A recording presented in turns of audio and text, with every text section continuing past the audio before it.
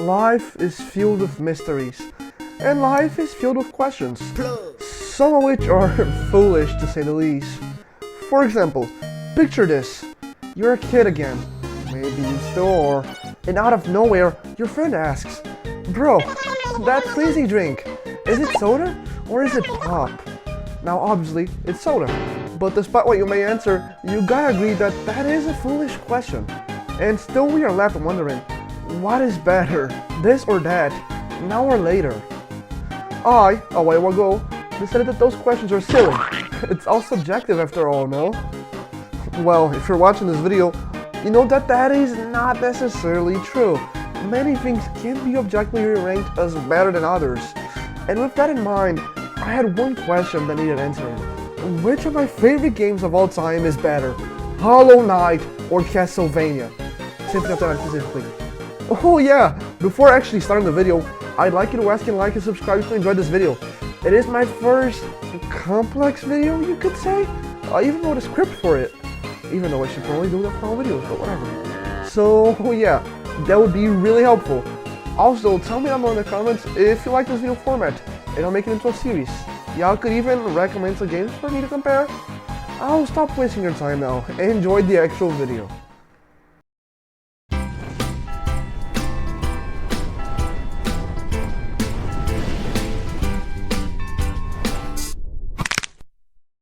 Like in sporting events, I should probably introduce the contestants.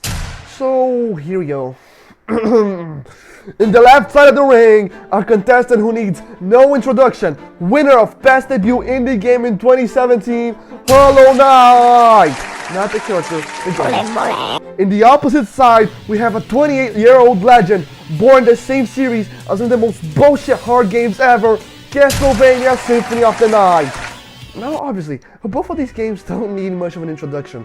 Maybe Symphony of the Night, since it will be acquiring rank stats in 2 years, but come on. If you like Metroidvanias and own that game, what rock have you been living under?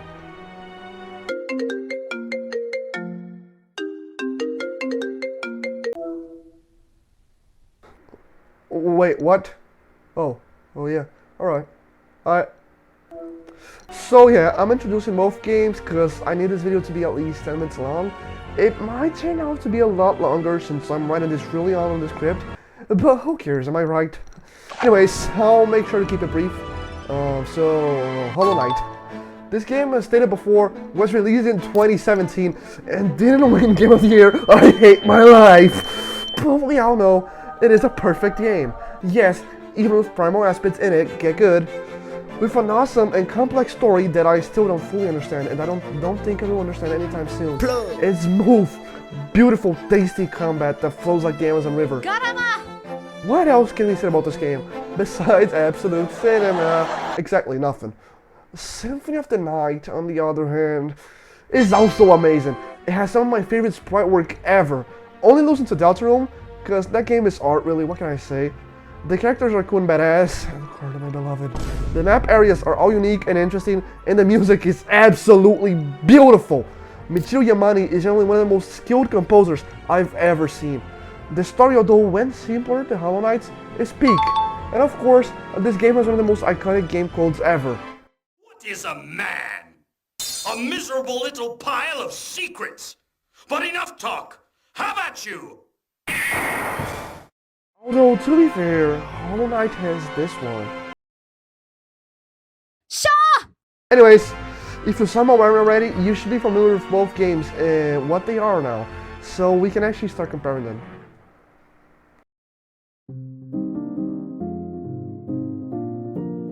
Now, for comparing both games, we can use many factors, so I've decided to make a list of them to make things easier. After all, we want an objective comparison of both games here. So my list of deciding factors are gameplay, the running setting, music, boss fights, and story. 5 points. You could add art to the list and make it 6, but both games have different art styles and technology behind the making of them. So yeah, if you think I missed any factors, tell me down below in the comments, yada yada yada, classic YouTuber talk. Let's just get started so this video isn't 40 minutes long or something like that.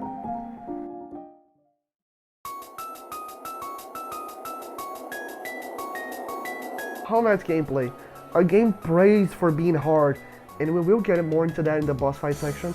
And still, it is ridiculously accessible for beginners, having seemingly simple mechanics, but hidden beneath those are awesome techniques. Like seriously, once you master the pogo, it'll be like playing an entirely different game. And we are not even talking about the hard techniques, like shade skips. That shit looks like fucking black magic. Not only that, but the movement in this game is smooth as butter, and the combat is even smoother, with an insanely linear progression no matter what way you decide to go. And the backing track here is just fun. It's just awesome to fly through the rooms that used to be annoying with new abilities or skills. There's really not much more to say about the gameplay here. It's perfect, man. But what about Symphony of the Night gameplay? You might assume it's not even close, considering how old this game is and how new the Metroidvania genre was back then. But you are mighty wrong, foolish child. Oh, let me tell you. Symphony of the Night has some of the most beginner-friendly gameplay at first, but there's so many hidden things within this game. Like, just watch this shit.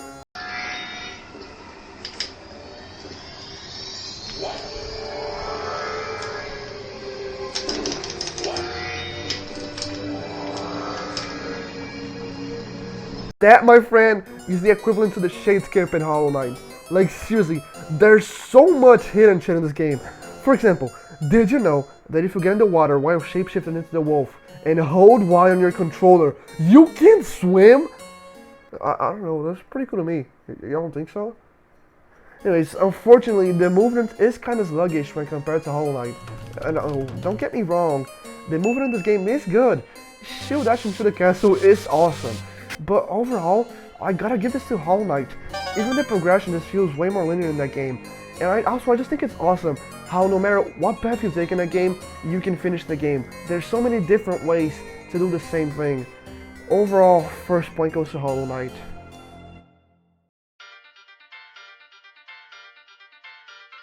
Now, what I meant by that title is how unique locations are in the map, how the world contributes to storytelling, and just how pretty the map is. I like pretty. Anyways, for Hollow Knight, I can safely start by saying that the world in this game is beautiful. Just look at Sea Tears, man, which is not only beautiful, but carries awesome storytelling with it. You can see the fallen big kingdom that place once was. The Soul Sanctum telling the story of desperate bugs who just wanted to save their home. And especially the Forgotten Crossroads that literally changed due to the infections in your gameplay. There's not much more to say here. 10 out of 10, perfection again. Symphony of the Night isn't too far behind the unique locations. Colosseum, the Long Library, which I love, and the Royal Chapel, I think that's what it's called, I don't care. But that's about it. There are way less unique areas, although the unique areas are really unique, and there's not much world building and storytelling going on. Although, to be fair, there isn't much story unfolding while Alucard is at castle anyway. But more on that later. It's safe to say that Hollow Knight gets this point as well.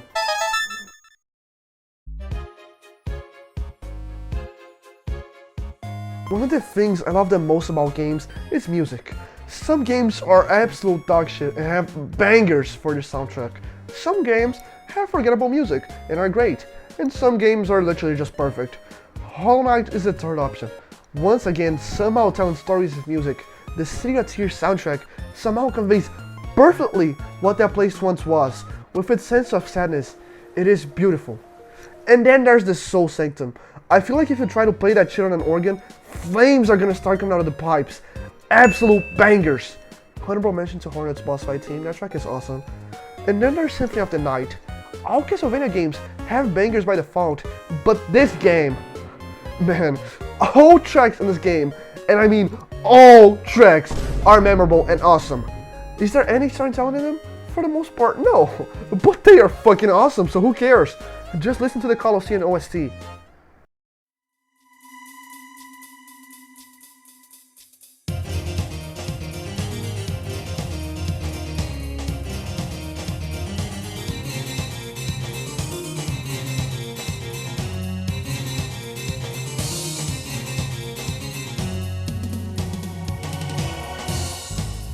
Yep, I know. Awesome. And there is some kind of storytelling in the tracks, actually. Well, in one specifically. That being in the Castle Keep. That song is not only awesome, but chaotic and unnerving. It gives off a feeling that there's something near the end. It shows that you've come far and that you're now near the big bad that guards the end of the game. But if you play that game, you know that's not true and you're only halfway through the game somehow? Yeah. Based on pure awesomeness, I'll give Symphony of the Night a point. You could argue that Hollow Knight's storytelling capabilities matter more here, but Castlevania's already at a loss anyway, so who cares? Symphony of the Night gets its first point.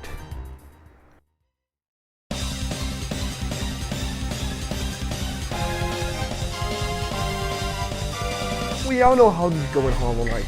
I mean, some boss fights are easy in that game, like Clef Mother, which is made for beginners after all. But in most cases, you are going to suffer a bit until you win. Especially when you fight the fucking Watcher Knight. But one thing that couldn't be more true is that these boss fights are really well made. Always been difficult, but somehow extremely fun. But most importantly, ridiculously rewarding when you finally beat them. This game has some awesome boss fights, such as the Grinner, Mantis Lord, the Hollow Knight, Hornet, among many others awesome boss fights. The same unfortunately cannot be said about Symphony of the Night though. Boss fights are probably the weakest part of this game. Some have cool ideas, but none of those matter when it's pretty much impossible to die unless you're dog shit at the game. Galmoth doesn't count, that dude is literally hell without the barrel circlet. But seriously, Alucard is a powerhouse. By the beginning of the game, you can bench 4 or 5 and can canonically punch a hole through a false wall by the end of the game. Not only that, but the healing system in this game makes it so that you're pretty much immortal, and I mean immortal if you got enough potions. You can easily cheese bosses by simply attacking fast enough at times, and also some boss fights are literally just like they're made for you to cheese. For example, I don't remember the guy, he's the purple guy that becomes the lizard. The lizard form have attacks that, for me at least, are literally undodgeable unless you use the mist form to dodge the attacks. Because you cannot dodge that shit. No one is dodging that shit normally the way it's intended. And honestly, unfortunately, easiest point Hollow Knight has gotten so far.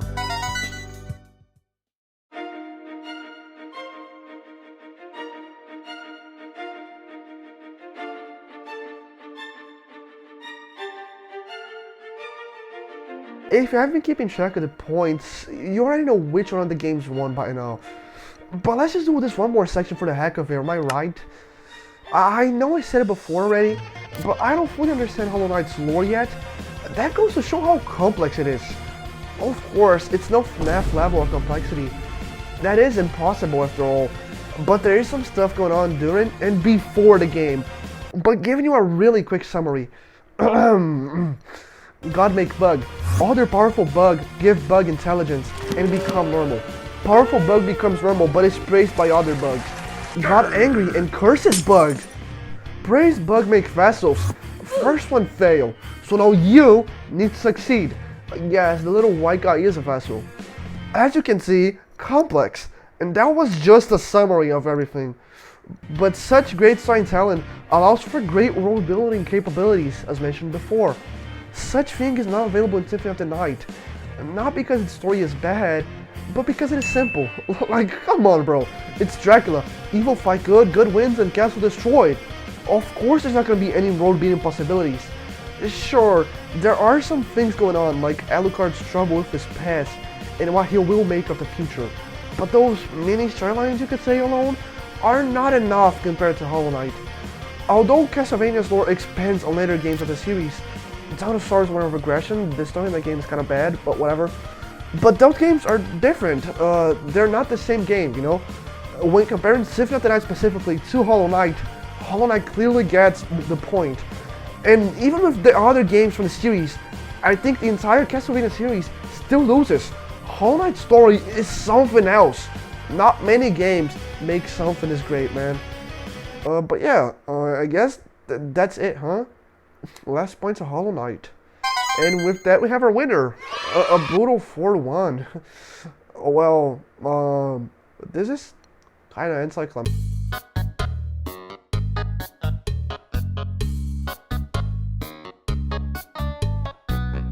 Hey, so video's not over because there is one more thing that needs to be said. Look back to when you were a kid, to when things were simpler.